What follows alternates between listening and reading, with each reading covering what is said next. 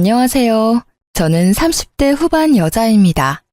여러분은 헛똑똑이란 말을 들어보신 적이 있나요? 저는 부모님께 가끔 듣긴 했지만 크게 신경 쓰지 않고 넘겼었는데요. 제 인생에서 큰 사건을 겪은 지금은 그야말로 제가 헛똑똑이로 살아왔다는 걸 뼈저리게 느꼈답니다. 저는 학창 시절부터 공부도 열심히 하고 주어진 일도 잘 해내서 주변 사람들에게 똑 부러진다는 말을 자주 듣고 살아왔는데요. 저를 정말 잘 아시는 부모님은 제가 똑똑한 척하는 헛똑똑이라서 막상 제 몫도 잘 챙기지 못하고 허튼 짓을 한다는 걸 잘 알고 계셨던 거죠. 이제는 정말 그렇게 살지 않으려고 더욱 일도 열심히 하고 사람 관리도 허투루 하지 않으며 지내고 있는데요. 얼마 전에 가장 비참했던 시절에 저를 가장 힘들게 만들었던 사람을 우연히 마주치게 되었답니다. 바로 전 신우였는데요. 제가 다니는 회사 안의 화장실에서 딱 마주치고 말았죠. 손을 씻고 있는데 누군가 뒤에서 쏘아보는 시선이 느껴져서 돌아보니 신우가 한쪽 입술만 픽 올리면서 저를 비웃고 있는 게 아니겠어요? 아니, 이게 누구야? 원수는 외나무 다리에서 만난다더니 안 그래도 한 번 만나면 머리털 좀 다 뜯어놓고 싶었는데 하필 면접 보는 회사에서 만날 게 뭐야? 여전히 말버릇 고약한 건 여전하네. 면접 보러 왔으면 남의 회사에서 진상 부리지 말고 얌전히 있다가 가. 그리고 짜증나니까 아는 척하지 말고. 참나, 누가 누구한테 짜증난대? 그쪽 때문에 내 일진이 지금 재수가 없거든? 보아하니 여기 면접 보러 온 것 같은데 누가 언니처럼 나이 많은 사람 써주겠어요? 그 나이 먹도록 면접이나 보러 다니나 보네. 누가 누구한테 할 소린데. 너야말로 이제 30 중반인데 너 백수라서 경력도 하나 없잖아. 뭘 믿고 면접 볼 생각을 하니? 저는 인상을 팍 쓰며 눈썹을 올리는 신우의 어깨를 팍 치고 화장실을 나가버렸어요. 그리고 당당하게 면접 장소로 걸어 들어갔죠. 제가 들어가자 이미 면접장에 앉아있던 직원들이 일어나서 인사를 건넸답니다. 맞아요. 저는 이 회사의 이사로 재직 중이랍니다. 몇 년 전에 이혼한 뒤에 더욱 스펙을 쌓아서 지금의 회사의 임원으로 이직을 성공할 수 있었는데요. 전에 다니던 회사보다 작지만 앞으로 수요가 많은 분야의 회사라서 만족하며 다니고 있답니다. 오늘 고객 서비스 센터 직원들을 더 뽑으려고 면접을 보는 자리인데 신우이를 여기서 본 거죠. 저는 신우이가 들어오기만을 기다리면서 다른 사람들을 차례로 면접을 봐나갔답니다. 그리고 드디어 신우이가 다소곳한 표정으로 면접장 안으로 들어오더군요.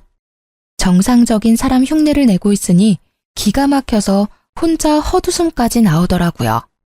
신우이가 깍듯이 인사를 하고 고개를 들었고 차갑게 신우이를 보고 있는 저와 눈이 딱 마주쳤어요.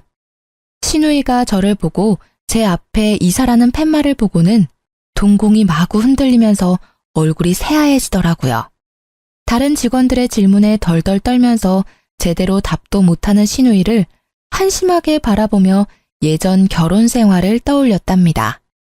사회에 나와서 만났으면 상대도 안 했을 신우이 때문에 죽고 싶을 정도로 힘들었을 때가 있었죠. 도대체 어떤 사연일지 궁금하시죠? 제 이야기를 한번 들어봐 주세요. 저는 사내 연애로 오랫동안 만났던 남자와 헤어지고 1년 동안 방황을 했었어요. 저도 그랬고 회사 사람들도 당연히 결혼까지 할 거라고 생각했지만 그 남자는 아니었던 거죠. 그렇게 30대 중반이 되니 마음이 급해져서 소개팅을 많이 하게 되었는데요. 그 중에 한 명이 바로 전 남편이었던 거죠. 남편은 저를 만나자마자 이렇게 말하더라고요. 제가 어머니 때문에 그동안 소개팅을 참 많이 했습니다. 그런데 오늘 같은 느낌은 처음입니다. 이런 걸 첫눈에 반했다고 하는 걸까요? 처음 만나자마자 느끼한 말을 해대서 사실 처음부터 호감이 가진 않았어요. 하지만 남편은 자기의 말을 증명이라도 하듯이 정말 열정적으로 구애를 했답니다. 거의 40에 가까운 남자가 20대 남자처럼 열정적으로 애정을 쏟아주니까 저도 마음이 기울더라고요. 직업도 대기업 팀장이라 연봉도 나쁘지 않았고 홀어머니와 여동생과 같이 산다고 했지만 가족 문제가 그렇게 크게 결혼에 걸림돌이 될 거라는 생각은 안 했던 것 같아요. 연애는 6개월 정도 하고 프로포즈를 받게 되었는데 짧은 시간이지만 자기 어머니에 대한 애틋한 마음을 자주 내비치긴 하더라고요. 우리 어머니가 나랑 여동생을 키우시느라 정말 고생을 많이 하셨어. 특히 내가 취직할 때까지 용돈 주셔가며 도와주셨지. 그래서 난 진짜 어머니한테 잘하고 싶어. 우리 부모님도 나 키우느라 고생 많이 하셨어. 어느 부모님이든 다 애틋하고 그렇지. 결혼 전에 말하고 싶은 게 있는데 물론 나도 최선을 다할 거야. 하지만 우리 효도는 각자 하자. 요즘 다 그런 거 알지? 어차피 분가해서 우리 둘이 사는데 양가 부모님들 뭐 얼마나 보겠어. 우리도 각자 일하느라 바쁘고. 근데 우리 엄마는 며느리랑 딸같이 친하게 지내시는 걸 항상 바라셨으니까 여보가 좀 맞춰줬으면 좋겠어. 너무 정없게 그러지 말고. 그래, 최선을 다한다니까. 그럼 자기도 우리 아버지랑 낚시도 가고 잘 지내줘. 우리 아빠도 사위랑 낚시 다니는 게 꿈이래. 제가 그렇게 말하니 남편은 꿀 먹은 벙어리처럼 아무 말도 하지 않더라고요. 그래서 알아들었나 생각했는데 지금 생각하면 계속 이런 문제로 다투면 결혼을 못할까봐 참았던 것이죠. 그렇게 상견례를 하게 되었고 고급 한정식 식당을 제가 직접 예약했답니다. 친정 부모님도 정시에 도착하셔서 남편과 이런저런 얘기를 나누시고 있었고요. 그런데 예비 시모와 신우가 1시간이나 늦게 온 게 아니겠어요? 남편이 안절부절 못하니 친정 아버지는 오히려 괜찮다고 다독여 주셨어요. 그때 문이 벌컥 열리며 두 사람이 거만한 태도로 들어오더라고요. 하필 골라도 이런 외진 데를 고를 게 뭐람? 택시도 안 잡히고 차는 또 어찌나 막히는지. 오빠, 우리한테 뭐라고 하지 마. 이런 식당을 잡은 게 문제지. 아, 짜증나. 배고파 죽겠네. 두 사람은 미안하단 말을 한마디도 하지 않고 오히려 당당하더라고요. 친정 부모님의 표정이 점점 굳어지는 걸 보자 제가 더 민망해졌답니다. 결혼식 날짜는 6월 20일로 받았는데 어떠신가요? 이날이 가장 좋다고 하는데요. 아, 안 돼요. 나 유럽 여행 갔다가 오는 날이 24일이니까 그 이후로 해요. 여행이요? 이미 예약을 다 한 거예요? 항공권도 다 샀어요? 아니, 아직 산 건 아닌데 이미 친구들하고 날짜 다 맞춰서 안 돼요. 아, 더 늦게 해요. 결혼식이 뭐 대수라고. 네? 오빠 결혼식이 여행보다 더 중요하죠. 제가 알아보니까 식장도 21일이 제일 저렴하고 조건도 좋아요. 좀 양보해 주시면 안 될까요? 예, 21일 말고 그 다음 주 주말로 하면 되지. 일주일 차이가 뭐 그리 대수라고 그래? 벌써부터 신우이를 이기려고 하니? 우리 아들같이 잘난 남자랑 결혼하면 받아들일 건 받아들여야지. 사부인, 안 그래요? 갑자기 친정아버지가 물컵을 쾅 하고 세게 놓으셨어요. 어머니가 얼른 아버지 손을 잡아 말리고 분위기는 순식간에 얼음처럼 차가워졌답니다. 화가 난 아버지를 보고 시모가 그제야 말을 아끼더라고요. 결국 결혼식 날짜는 다시 잡아보기로 하고 그 비싼 밥도 먹는 둥 마는 둥 한 채로 상견례가 마무리되었죠. 집으로 돌아오는 내내 친정 부모님은 아무 말씀도 없으시더라고요. 시모와 신우의 얼굴을 떠올리니 저도 마음이 심란해져서 결혼하는 게 잘하는 일인지 헷갈렸죠. 집에 돌아와서 아버지가 딱 한마디 하시고 방으로 들어가시더라고요. 이 결혼 다시 생각해봐라. 아버지의 차가운 목소리에 정신이 번뜩 드는 것 같았어요. 그래서 며칠간 고심 끝에 남편에게 결혼을 다시 생각해보자고 말했답니다. 그랬더니 매일 저녁마다 집으로 찾아와 친정 부모님 앞에서 죄송하다고 비는 게 아니겠어요. 제 앞에서도 눈물을 흘리면서 애원을 하고 일주일 정도를 매일 와서 아버지를 설득하더라고요. 결국 아버지도 결혼을 허락해 주셨고 남편이 결혼식이며 신혼여행까지 책임을 지고 진행시키더라고요. 제가 신경 쓰지 않도록 세세한 부분까지 신경 써가며 결혼식을 준비하는 걸 보니 이 남자를 믿고 살아가 봐도 좋겠다는 생각이 들었죠. 그렇게 여름에 신부가 되어 결혼식을 치르는 날이 다가왔답니다. 신부 대기실에서 친구들과 사진 찍으며 얘기를 나누고 있는데 문이 벌컥 열리더라고요. 문소리만 듣고도 본능적으로 신우이라는 걸 알겠더라고요. 신우를 본 친구들이 경악을 하며 저를 바라봤어요. 그래서 저도 신우를 쳐다봤는데 세상에 하얀 원피스를 입고 왔더라고요. 거기다 빨간 구두를 신고 화장도 세상 촌스럽게 하고 와서 누가 보면 결혼식 파토 내려고 온 여자인 줄 알겠더라고요. 아가씨, 왜 한복을 안 입고 원피스를 입었어요? 근데 원피스 색이 좀... 색이 왜요? 이거 베이지 색이에요. 내가 살 때도 흰색 아닌 거 확인하고 산 거예요. 나도 예의는 있어요. 그리고 이거 명품이라고요.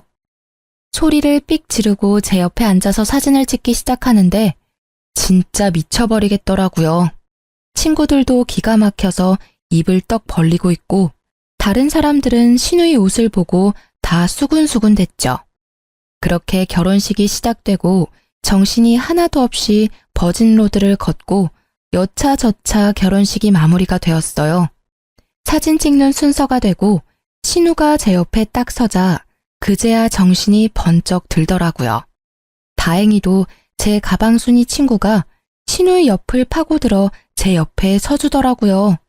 덕분에 하얀 옷 옆에 하얀 옷이 되는 참사는 피할 수 있었답니다. 그렇게 정신없이 사진을 찍고 부케도 던지고 마무리가 되었어요. 그때 갑자기 시모가 앞으로 떡하니 나와 사진사를 부르는 게 아니겠어요? 이제 다 찍은 거죠? 그럼 나 좀 찍어줘요. 여기 배경도 멋있고 좋네. 아, 얼른요. 사진사가 영문을 몰라 쳐다보니 시모가 얼른 의자를 하나 가져와서 가운데에 딱 놓고 앉더라고요. 자자, 얼른 찍어줘 봐요. 오늘처럼 이렇게 화장하고 한복 곱게 입었을 때 독사진 좀 찍어두려고 그래요. 저는 너무 황당하고 하객들 보기에도 부끄러워서 남편을 푹 찔렀어요. 지금 어머니 뭐 하시는 거야? 왜 갑자기 사진을 찍으신다는 거야? 좀 말려봐. 아니, 오늘 예쁘게 하고 오셨다고 나중에 쓰실 영정사진 좀 찍으신대. 뭐? 지금 뭘 찍는다고? 제정신이야? 자기도 알고 있었어?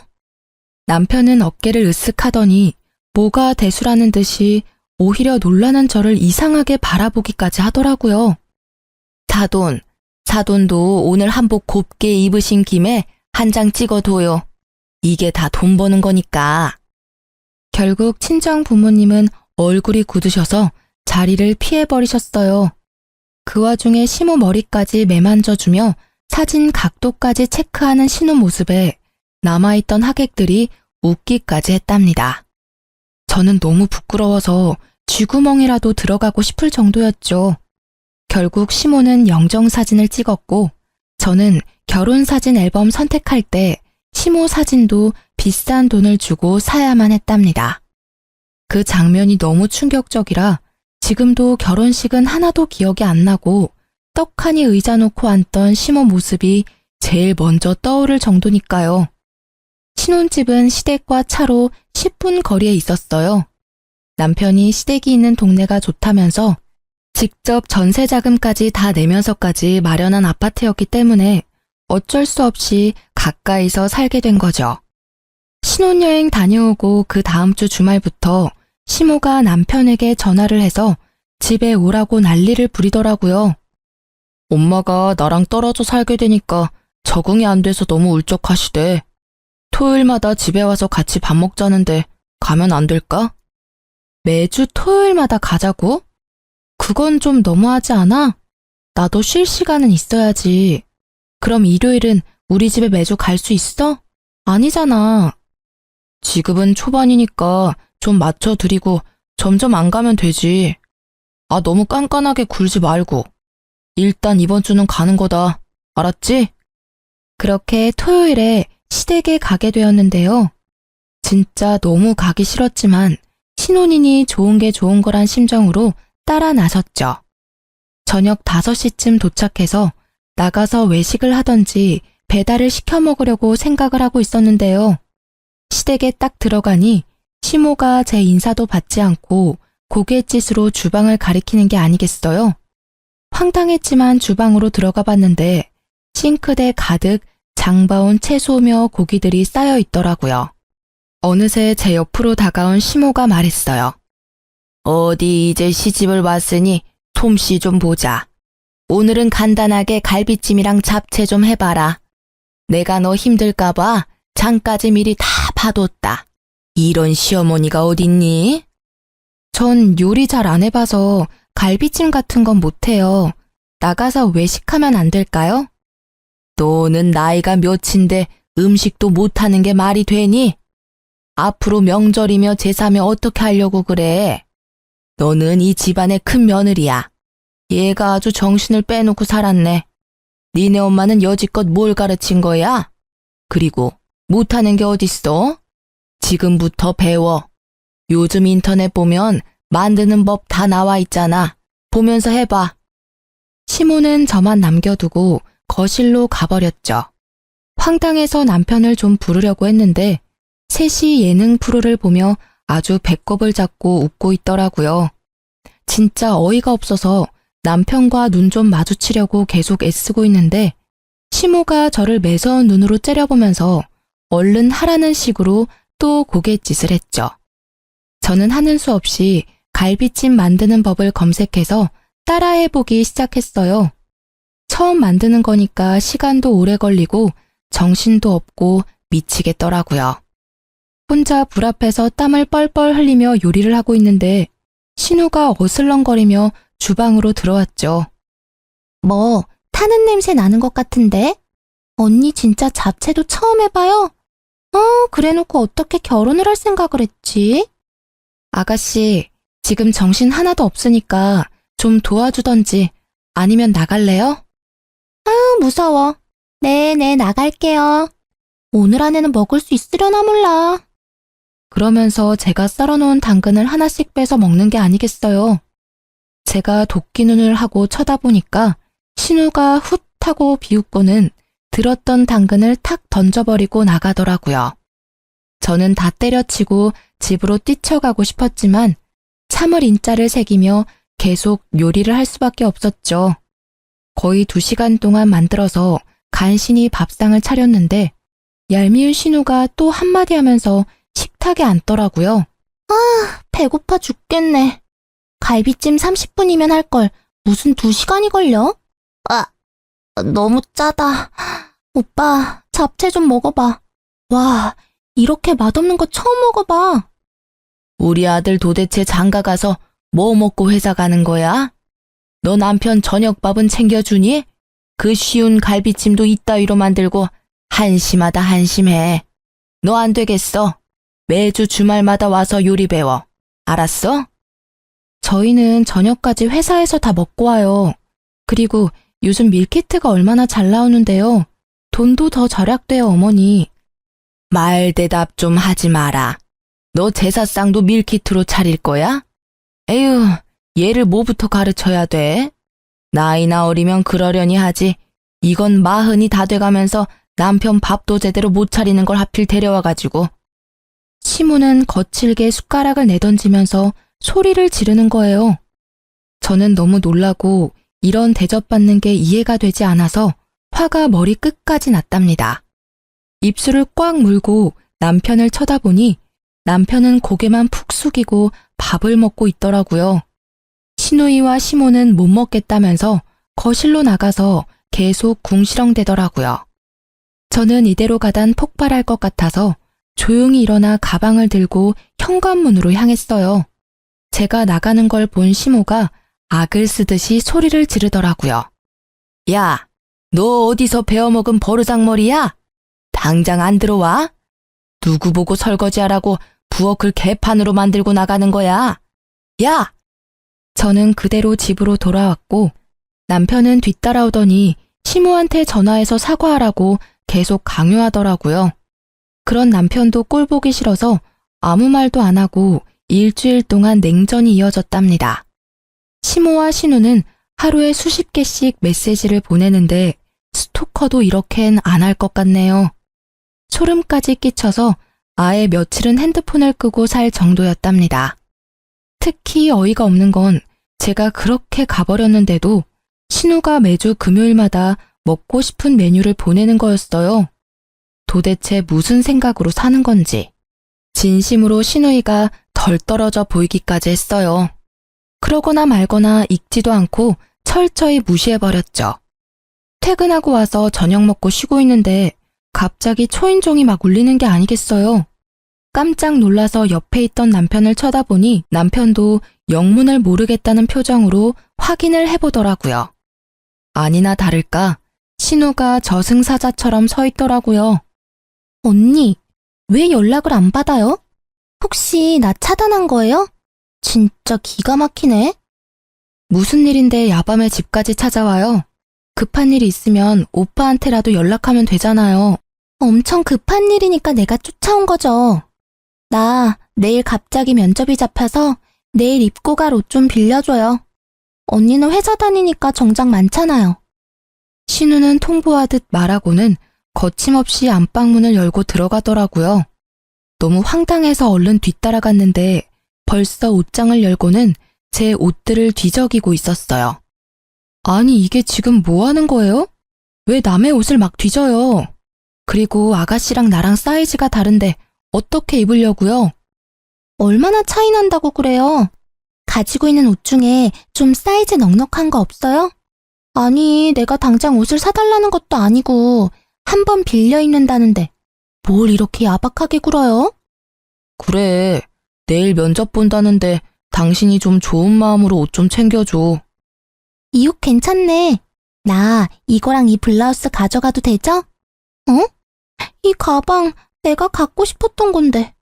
나 내일 한 번만 들고 갔다 오면 안 돼요? 가방은 안 돼요. 나도 큰 마음 먹고 산 거라 몇 번 들지도 않았어요. 옷만 가져가요.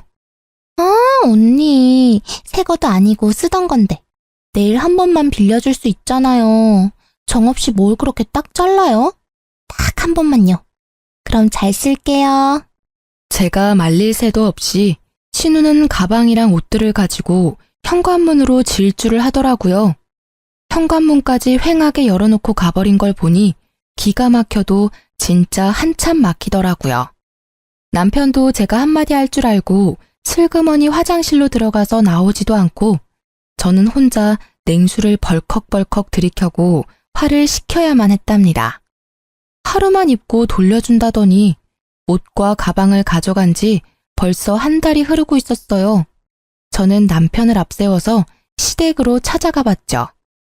아니 그렇게 전화를 해도 받지도 않더니 네가 무슨 바람이 불어서 집까지 다 왔냐? 온 김에 저녁이나 해서 먹고 가라. 역시나 제가 집 안에 들어가자마자 시모는 밥 타령을 하기 시작하더라고요. 저는 시모의 말을 무시하고 신우이의 방으로 들어갔어요.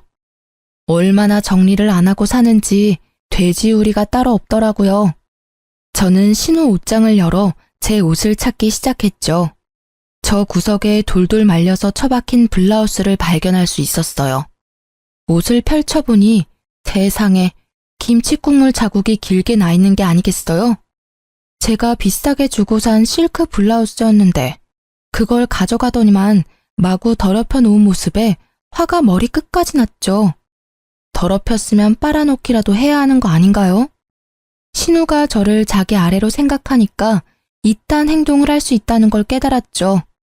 저는 옷장을 뒤져서 신우의 옷 중에서 그나마 비싸 보이는 니트를 찾아서 화장실로 갔어요. 그러고는 변기 안에서 신우의 옷을 마구 쑤셔놓고 나와버렸어요. 마침 신우이가 집으로 딱 들어오더라고요. 그런데 저한테 뺏어갔던 가방을 떡하니 들고 있는 게 아니겠어요.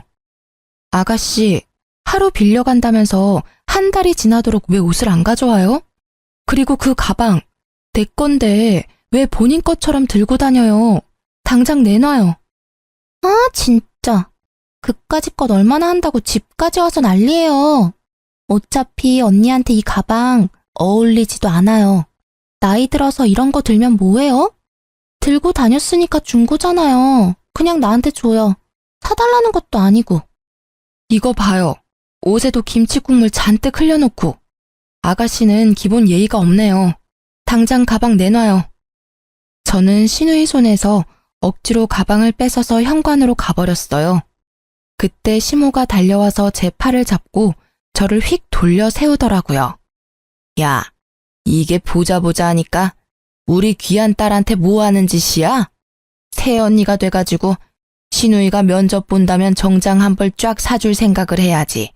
큰며느리 그릇이 간장종지만한데 집안 잘 돌아가겠다. 어머니, 저도 우리 집에선 귀한 딸이에요. 그리고 생판 모르는 사람한테 숟가락 하나를 빌려도 깨끗하게 닦아서 돌려주는 게 당연한 건데 아가씨 하는 짓 좀 보세요. 그때 신우이가 악하고 소리를 지르는 소리가 들리더니 변기물이 뚝뚝 떨어지는 니트를 들고 제 앞으로 달려들더라고요. 이거 언니가 이랬어요? 진짜 미친 거 아니야? 이게 얼마짜린데? 더군다나 니트를 변기에 쳐박아? 진짜 정신병자네? 오빠 정신병자랑 결혼했어. 나 절대 못 넘어가. 얘가 처음엔 아주 얌전을 떨더니만 아주 무서운 애였네. 진짜 네가 이런 거야? 너 제정신이야? 당장 우리 딸한테 사과하고 당장 똑같은 거 사와. 그럼 아가씨도 내 블라우스랑 뜯어진 치마 똑같은 걸로 사와요. 그럼 나도 그까짓 니트 사다 줄 테니까.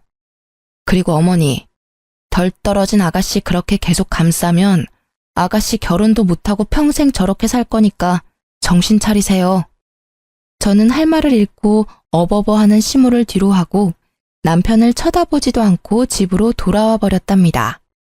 남편도 바로 저를 따라와서 엄청나게 화를 내더라고요. 시모와 시누이가 핸드폰에 불이 나도록 번갈아가며 전화하는 건 말할 것도 없고요. 한 번도 제 편을 들지 않는 남편한테도 더 이상 실망할 것도 없고 말 섞기도 지쳐서 완전히 무시하고 말도 하지 않고 지냈답니다. 한 달 넘게 남편과 말도 하지 않으니까 남편도 기가 죽었는지 제 눈치를 살살 보며 지내더라고요. 저는 그 사이에 남편에게 모든 정이 다 떨어져 버려서 남편이 쩝쩝대며 밥 먹는 모습도 꼴 보기가 싫을 정도였어요. 그래서 될 수 있으면 야근까지 하고 집에 늦게 들어왔답니다. 주말에도 근무를 지원해 남편과 함께 있는 시간을 최대한 만들지 않으려고 했어요. 그렇게 몇 달이 지나고 잠잠하던 시모가 슬금슬금 연락이 오기 시작하더라고요. 신우도 이번 주 메뉴를 적어서 보내기 시작하는데 진짜 정신이 이상한 게 아닌가 하는 생각까지 들었어요. 일반적인 사람이라면 이럴 수가 없잖아요.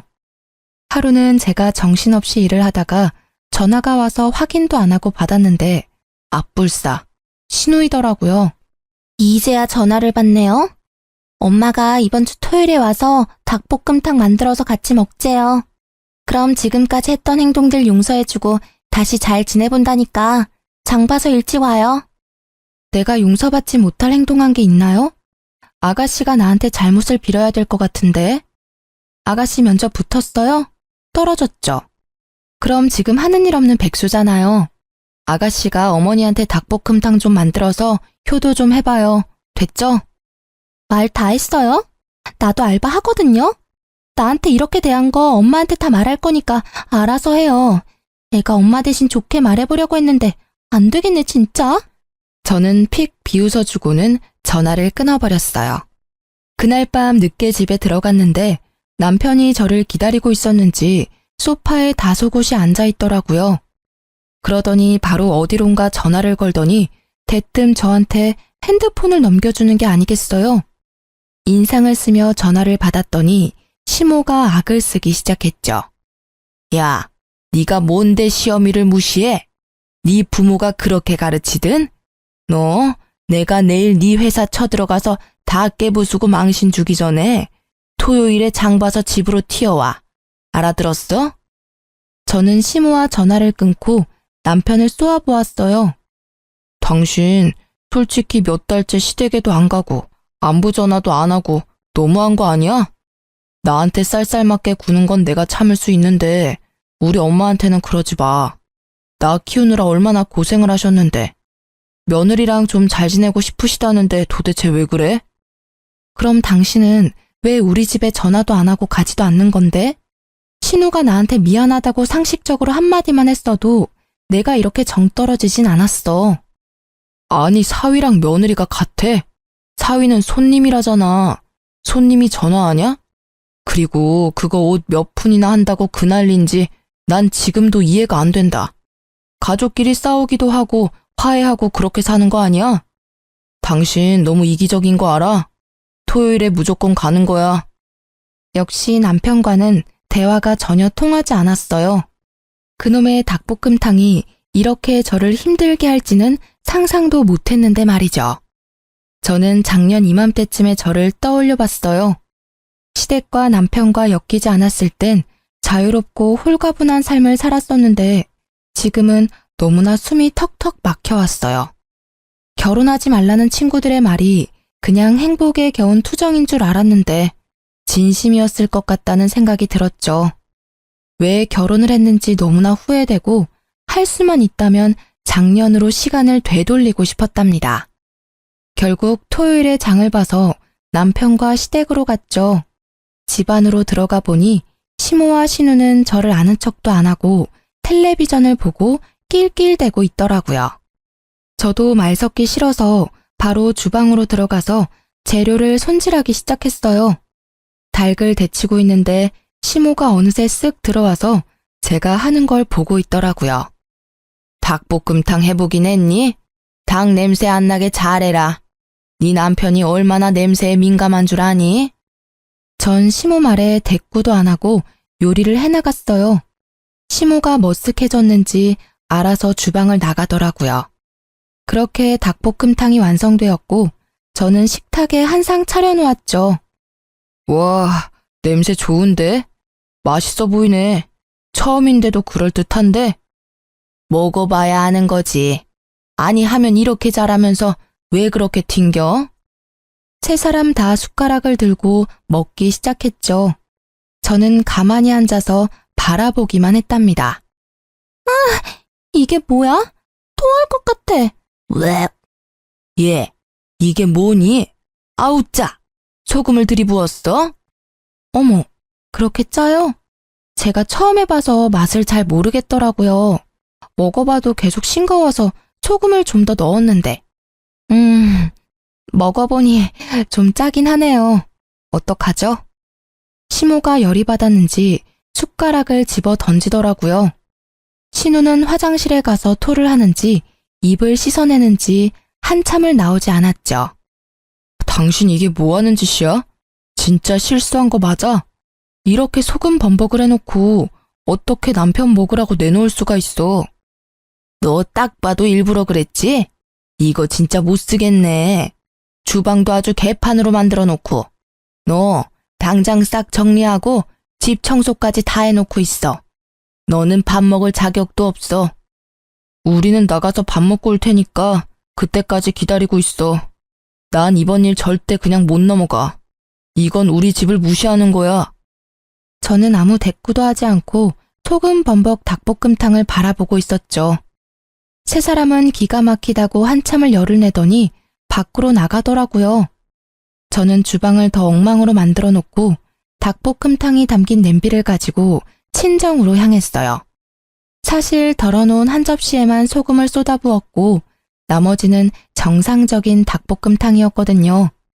제가 갑자기 찾아오자 친정 부모님은 놀라신 눈치였지만 제가 만든 닭볶음탕을 드시면서 맛있다고 행복하게 드시더라고요.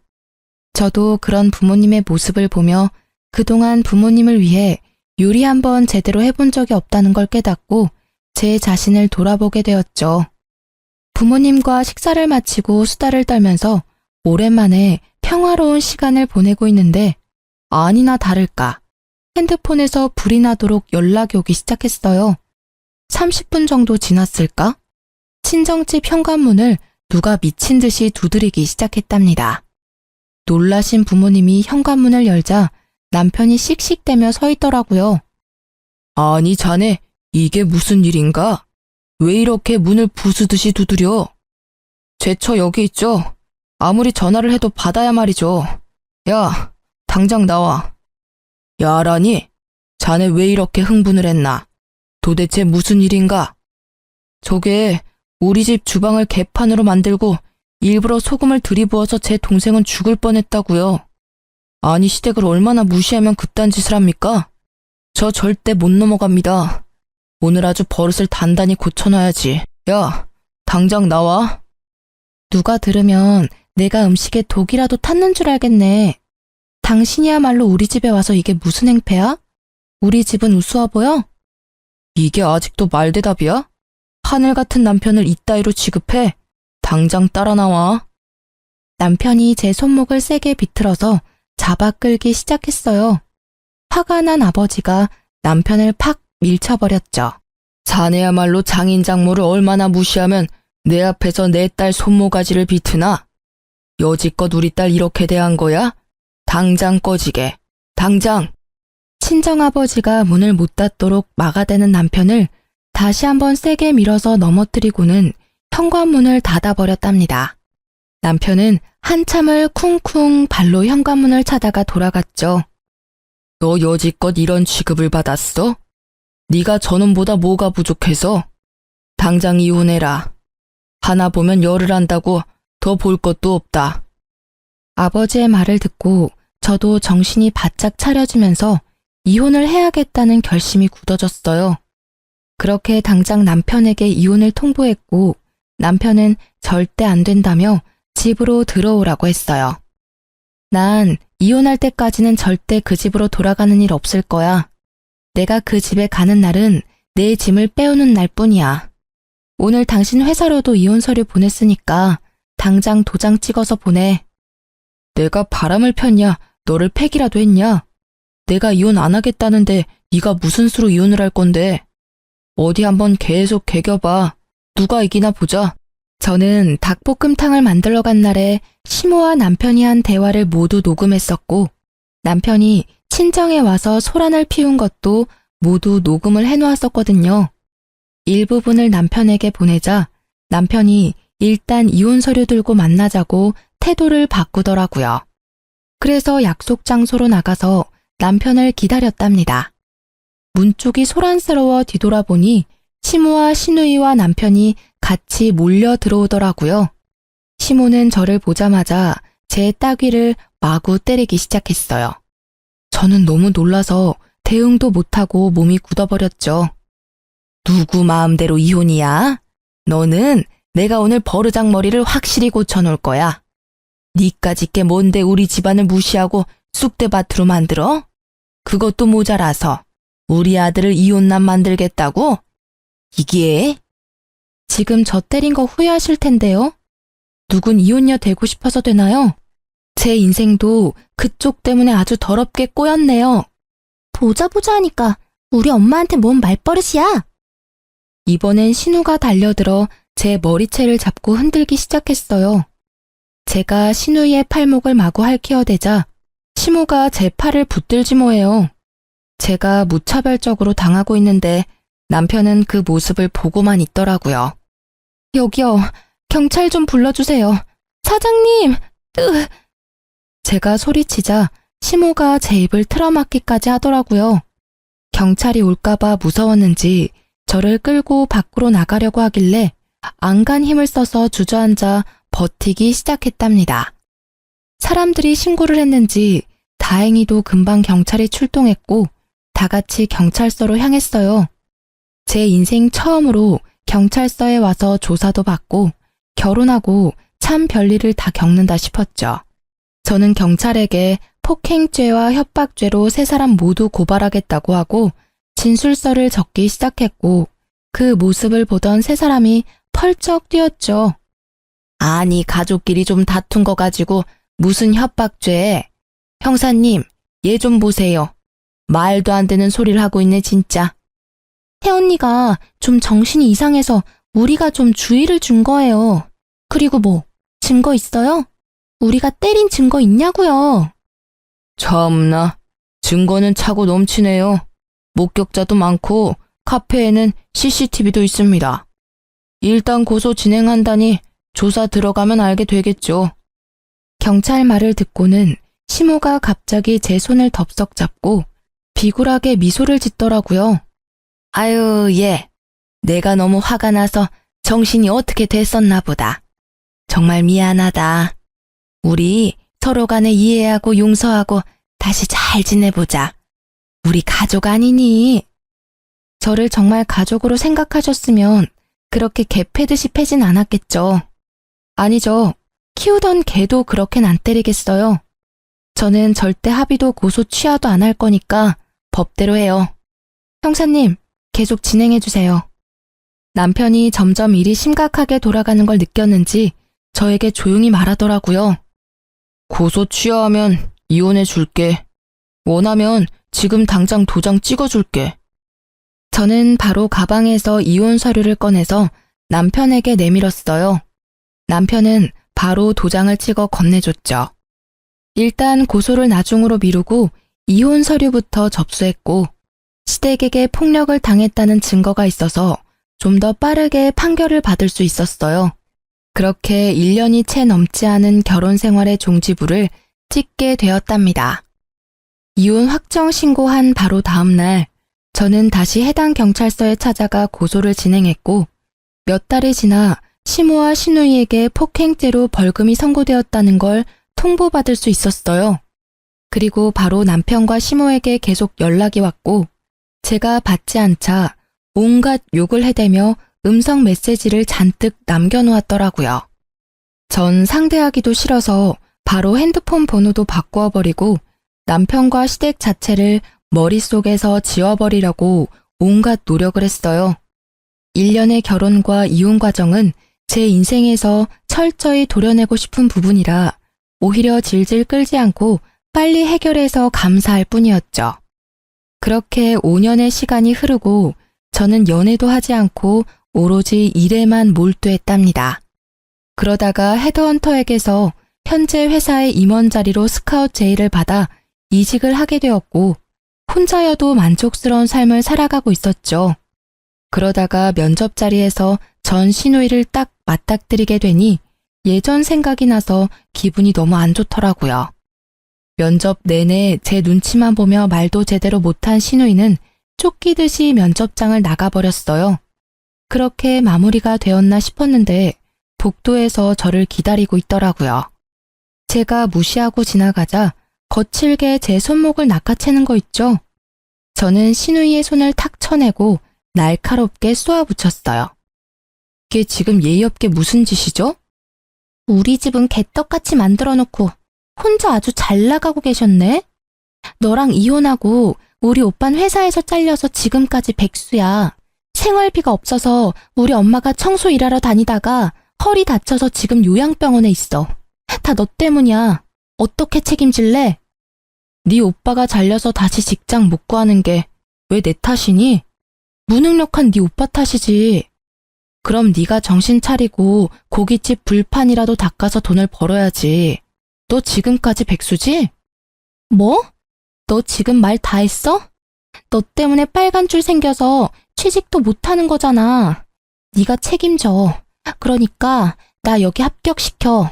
너 이사라며. 신우가 큰 소리를 내는 게 들렸는지 대표님이 이쪽으로 걸어오는 게 보였어요. 김 이사님, 무슨 일 있나요? 괜찮아요? 아닙니다. 아무 일 없습니다.